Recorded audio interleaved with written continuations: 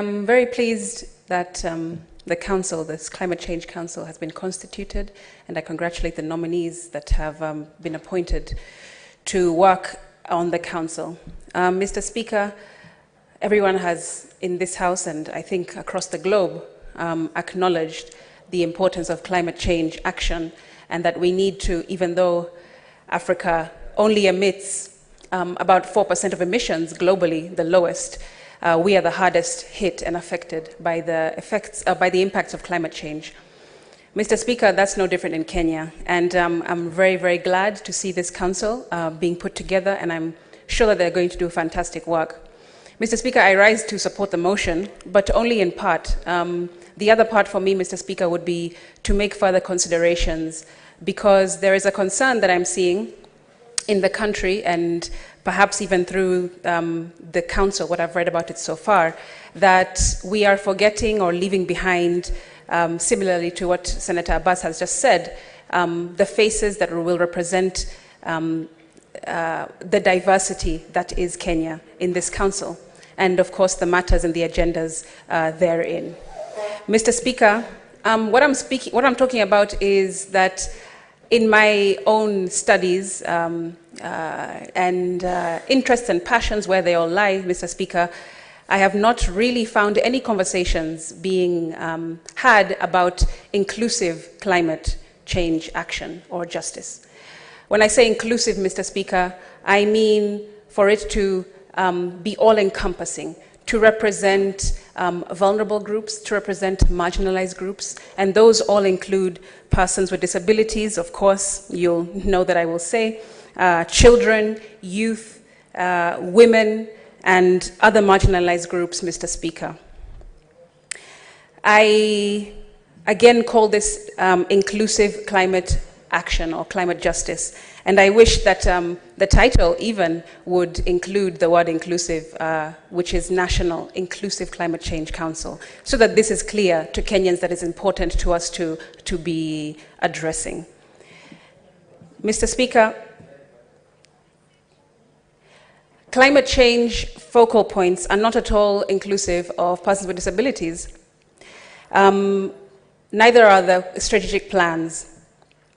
Not only am I referring, Mr. Speaker, to how it will affect different types of PWDs, but also the increased impacts expected across varying social categories like gender, geography, social condition, economic status, and so on. Mr. Speaker, PWDs are not reflected in policies, not reflected in strategies, or national action plans on combating climate change crisis. Sustainable settlements, inclusive urbanization require universally designed approach more than ever. Mr. Speaker, we must accelerate investments in low carbon development, in sustainable and green materials, universally designed infrastructure and housing, inclusive transport, Mr. Speaker, e-mobility, and not just focus all of our thoughts and our energies and our conversations on planting trees, because that will not be a holistic way of looking at inclusive climate change justice. Mr. Speaker, we need enhanced accessibility across the board, and this must be embedded in our country if we hope to be adaptable and resilient to the effects of climate change. Mr. Speaker, accessibility is not something we can add on or consider as a half-baked option at the end of our approaches and our programs. We will have been overrun by events by then. Accessibility must be embedded at conception stage, Mr. Speaker. I want to give some examples, some real-life examples that perhaps Kenyans who are listening can relate to. Mr. Speaker, when there is drought, no, let me just backtrack a second, Mr. Speaker. I'll start by saying that there is a sharp departure to the effects of climate change on the non-disabled and the effects of climate change on the disabled and other vulnerable groups, Mr. Speaker. When drought affects you as the non-disabled, it affects us as the disabled much more. When famine affects you, it affects us much more. When poor air quality affects you, it's affecting us and our health far more. when erratic weather patterns affect you, when deteriorating integrity of our buildings and our streets and other infrastructures are affecting you, they're affecting us as persons with disabilities far, far more. Mr. Speaker, do you know that there are reports coming out of different countries in the West that even mobility aids are affected by rising temperatures due to climate change?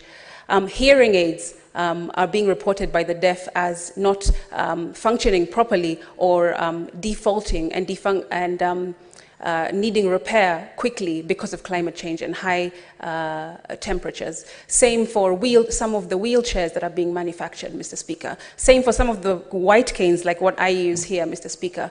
Different materials cannot handle the effects of climate change, and that is affecting us as persons with disabilities. And this is not being discussed, unfortunately. And I will echo what Senator Abbas has said again about the council itself.